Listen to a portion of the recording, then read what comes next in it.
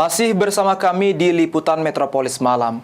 Komisi Pemilihan Umum Kabupaten Ogan Komering Ulu Timur mengerahkan 1.931 petugas Pantarli untuk melakukan pemutakhiran data calon pemilih di Pilkada serentak tahun 2024. Untuk pemutakhiran data calon pemilih pada Pilkada serentak tahun 2024 di Kabupaten Oku Timur, Komisi Pemilihan Umum Kabupaten Oku Timur mengerahkan 1.931 petugas pemutakhiran data pemilih atau Pantarli.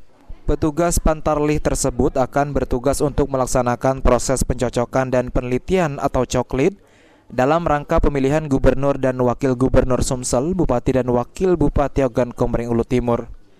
Kegiatan coklit ini sendiri akan berlangsung selama 1 bulan dimulai dari Senin tanggal 24 Juni kemarin hingga 24 Juli 2024.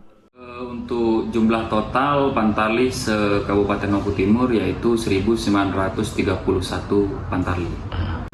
Setiap Pantarli diberikan tugas untuk mendatangi rumah ke rumah, door to door, sesuai dengan data yang ada di DP4. Untuk mencoklit dalam artian mencocokkan data dari NKK, nama untuk dicocokkan sesuai yang ada di DP4.